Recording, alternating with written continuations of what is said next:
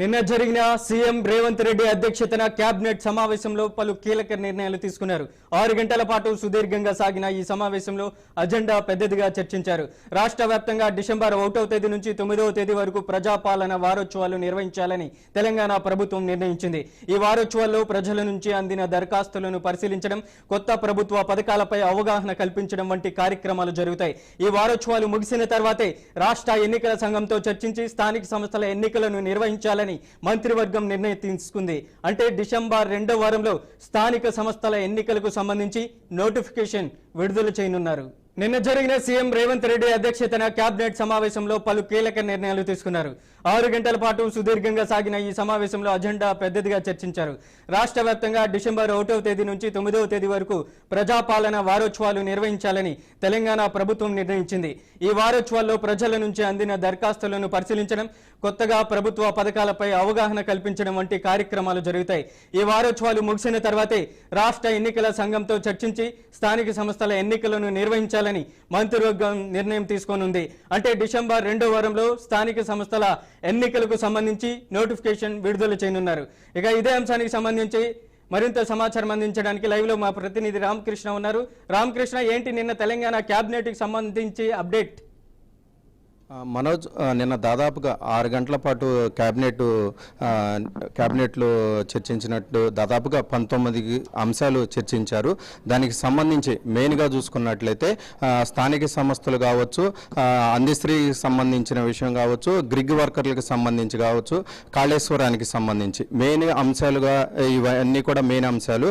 దాదాపుగా అందశ్రీకి సంబంధించి కవి ఎవరైతే ఉన్నారో అవి పాఠ్యపుస్తకాలు ఏదైతే టెక్స్ట్ బుక్స్ ఉంటాయో వాటన్నిటిలో కూడా మొదటి పేజీలో ఆయన రచించినటువంటి జై జై తెలంగాణకు సంబంధించి అది కూడా ఫస్ట్ పేజీలో ముద్రించాలని కేబినెట్ ఆమోదం పొందినట్టుగా కూడా తెలుస్తుంది. దానికి సంబంధించి అందశ్రీ కుటుంబ సభ్యులకి రేవంత్ రెడ్డి హామీ ఇచ్చిన నేపథ్యంలో కుటుంబంలో ఒకరికి ఉద్యోగం కల్పిస్తామని మాట ఇచ్చిన నేపథ్యంలో వారి కుమారుడికి ఒక జాబ్ అయితే ఇవ్వాలని కూడా నిర్ణయించినట్లుగా కూడా తెలుస్తుంది. మెయిన్గా చూసుకున్నట్లయితే గ్రిగ్ వర్కర్లకు సంబంధించి కూడా దాదాపుగా 3 లక్షల మంది ఉన్నారు. దానికి సంబంధించి ముసాయిదీ బిల్లు చట్టం చేయాలని వచ్చే అసెంబ్లీలో దానికి బిల్లు ఆమోదించే విధంగా చట్టసభల్లో ప్రవేశపెట్టాలని కూడా కేబినెట్ ఆమోదం తెలిపింది. మెయిన్ ఇంకొక విషయానికి వస్తే కాళేశ్వరానికి సంబంధించి ఇప్పటికే సిబిఐకి ఇచ్చిన నేపథ్యంలో దానికి సంబంధించిన ఏదైతే వర్క్స్ ఉన్నాయో పెండింగ్ వర్క్స్ అవి కూడా కంప్లీట్ చేయాలని కేబినెట్లో ఆమోదం పొందినట్లుగా కూడా తెలుస్తుంది. మెయిన్ విషయానికి వస్తే స్థానిక సంస్థలకు సంబంధించి కూడా 42% ఏదైతే కామారెడ్డి డిక్లరేషన్లో గవర్నమెంట్ అప్పుడు పిసిసిగా ఉన్నటువంటి రేవంత్ రెడ్డి, రాహుల్ గాంధీ అధ్యక్షతన జరిగినటువంటి ఇది ఏదైతే ఉందో 42% రిజర్వేషన్ బీసీలకు కల్పించాలని హామీ ఇచ్చారో దానికి సంబంధించి కూడా అన్ని కూడా చేశారు. జీవో నంబర్ 9 తీసుకొచ్చారు, చట్టసభలో ప్రవేశపెట్టారు, గవర్నర్ దగ్గర కూడా పంపించారు. ఇవేవి వర్కౌట్ నేపథ్యంలో కోర్టులో, సుప్రీంకోర్టులో 2 చోట్ల పెండింగ్ ఉండటంతో స్థానిక సంస్థల్లో ఎట్టి పరిస్థితుల్లో 2026 15వ ఆర్థిక సంవత్సరానికి సంబంధించి ఏదైతే ఉందో మార్చిలోపు స్థానిక సంస్థలకు వచ్చేటువంటి నిధులు ఏవైతే ఉన్నాయో 3,000 కోట్ల వరకు సెంట్రల్ గవర్నమెంట్ నుంచి స్థానిక సంస్థలకు సంబంధించి పంచాయతీలకు రావాల్సిన బిల్లులు ఏవైతే పెండింగ్ ఉన్నాయో అవి మార్చిలోపు స్థానిక సంస్థల ఎన్నికలు నిర్వహించకపోతే ఆ 3,000 కోట్లు కూడా వేస్ట్ అయిపోయే అవకాశం ఉన్న నేపథ్యంలో హుటాహుటిన కేబినెట్ ఎట్టి పరిస్థితుల్లో మార్చిలోపు స్థానిక సంస్థల ఎన్నికలు నిర్వహించాలని ఆలోచనకు వచ్చినట్లుగా తెలుస్తుంది. మెయిన్గా చూసుకున్నట్లయితే ఈ నెల ఎండింగ్ కానీ డిసెంబర్లో మొదటి వారంలో కానీ నోటిఫికేషన్ వచ్చే అవకాశం ఉంది. డిసెంబర్ ఎండింగ్ లోపు స్థానిక సంస్థలు పూర్తి చేయాలని కేబినెట్ అయితే నిర్ణయించినట్లుగా కూడా తెలుస్తుంది. మెయిన్ విషయానికి వస్తే ఇంకొక విషయానికి స్థానిక సంస్థలు ఎంపీటీసీ కావచ్చు, జిల్లా పరిషత్తులు కావచ్చు, లేదంటే మున్సిపాలిటీలు కావచ్చు, ఇవన్నీ కూడా సింబల్ మీద జరిగే ఎలక్షన్స్ కాబట్టి కొంత హైకోర్టులో ఉన్న నేపథ్యంలో దీని గురించి కొంత క్లారిటీ వచ్చిన తర్వాతే ఎలక్షన్కి వెళ్ళాలి అనే ఉద్దేశంలో ఉన్నారు. ఎందుకంటే 2 ఒకేసారి జరిగితే కొంత బీసీల్లో కొంత వ్యతిరేకత వస్తుందని చెప్పేసి స్థానిక సంస్థలకు సంబంధించి సర్పంచ్ ఎలక్షన్లు మొదటగా జరిగిన తర్వాత కోర్టులో ఉన్న నేపథ్యంలో అదే ఏదో క్లారిటీ వచ్చిన తర్వాత జిల్లా పరిషత్ కావచ్చు, మండలాలు కావచ్చు, మున్సిపాలిటీలు కావచ్చు, ఈ మూడు కూడా కంప్లీట్ చేయాలనే ఉద్దేశంతో ప్రభుత్వం ఉన్నట్టుగా తెలుస్తుంది. ఇంకొక మెయిన్ అంశం వచ్చేసరికి స్థానిక సంస్థల్లో మొత్తం ఏదైతే ఉన్నారో అందరూ కూడా సపోర్ట్ చేశారు. ఏది రాష్ట్ర రోగాలకు బంధులకు కావచ్చు, మిగతా అంశాలకు కూడా అన్ని పార్టీలు కూడా అంగీకరించిన నేపథ్యంలో మొత్తం అందరిని కూడా ఢిల్లీకి తీసుకెళ్లి కొంత కేంద్రం దగ్గర ఒప్పించే ప్రయత్నం చేయాలనే ఆలోచన కూడా నిన్న కేబినెట్ లో వచ్చినట్లుగా కూడా తెలుస్తుంది.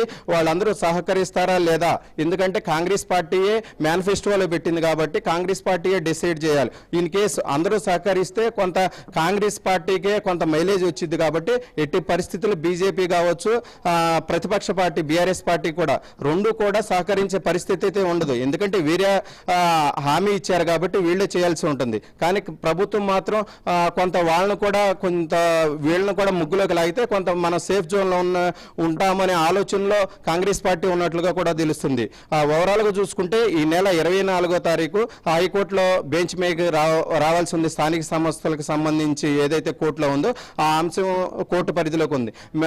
ఇంకొక ఆలోచన కూడా ఉంది ప్రభుత్వానికి, పార్టీలే 42% బీసీలకి కేటాయిస్తే ఎలా ఉంటుంది అనే అంశాన్ని కూడా మిగతా పార్టీలు కోరే అవకాశం కూడా ఉంది. వాళ్ళు ఎట్టి పరిస్థితుల్లో ఒప్పుకునే పరిస్థితి ఉండదు. ఎందుకంటే చట్టబద్ధంగా 42% గవర్నమెంట్ ఏదైతే హామీ ఇచ్చిందో అది ఖచ్చితంగా నెరవేర్చాలని ఎవరైతే బీసీ సంఘాలన్నీ కూడా ఏకమై ఒకే తాటిపైకి వచ్చి ఇప్పటికే చాలా చోట్ల ధర్నాలు కూడా చేసే పరిస్థితి అయితే వచ్చింది. రామకృష్ణ, మీరు చెప్తున్న విధంగానే ఏదైతే ఇక్కడ బీసీ రిజర్వేషన్ కి సంబంధించి బీసీ సంఘాలు పెద్ద ఎత్తున అక్కడ ప్రశ్నిస్తున్నటువంటి పరిస్థితి ఉంది. చట్టబద్ధత లేకుండా స్థానిక సంస్థల ఎన్నికలకు ఎట్లా వెళ్తారంటూ కూడా ప్రభుత్వం మీద ఒకంత ఆగ్రహం చేస్తున్నాయి బీసీ సంఘాలు. ఏం చెప్తారు దీనికి సంబంధించి? మెయిన్ గా ఇది రాజ్యాంగ సవరణ ఏదైతే ఉందో రాజ్యాంగ సవరణ జరగకుండా 42% బీసీలకి రిజర్వేషన్ అనేది అమలయ్యే అవకాశమే లేదు. ఎందుకంటే సుప్రీంకోర్టు కానీ హైకోర్టు కానీ 50% లోబడి మీరు ఎన్నికలకి నిర్వహించవచ్చు అని సుప్రీంకోర్టు కూడా చెప్పడం జరిగింది గవర్నమెంట్కి. దానిలో భాగంగానే బీసీ సంఘాలు మాత్రం ఎట్టి పరిస్థితులు మీరు హామీ ఇచ్చారు, స్థానిక సంస్థల్లో 42% ఏదైతే ఇస్తామన్నారో అది ఖచ్చితంగా ఇచ్చే ఎలక్షన్కి వెళ్ళాలని కూడా బీసీ సంఘాల్లో ఆర్ కృష్ణ లాంటి వాళ్ళు కూడా చెప్పడం జరిగింది. దానికి సంబంధించి కూడా కొంత రెండు ఒకేసారి జరిగితే ఎంపీటీసీలు కావచ్చు, సర్పంచులు, జడ్పీటీసీలు ఇవన్నీ జరిగితే కొంత వ్యతిరేకత వస్తుంది. సర్పంచ్ ఎలక్షన్ ఎప్పుడు కూడా సింబల్ మీద జరగదు కాబట్టి లోకల్గా ఉన్నటువంటి ఎలక్షన్ అధికారులు ఒక సింబల్ ప్రొవైడ్ చేస్తారు, ఆ సింబల్ మీదే జరుగుతాయి. జడ్పీటీసీలు, ఎంపీటీసీలు ఇవన్నీ కూడా సింబల్ మీద జరుగుతాయి.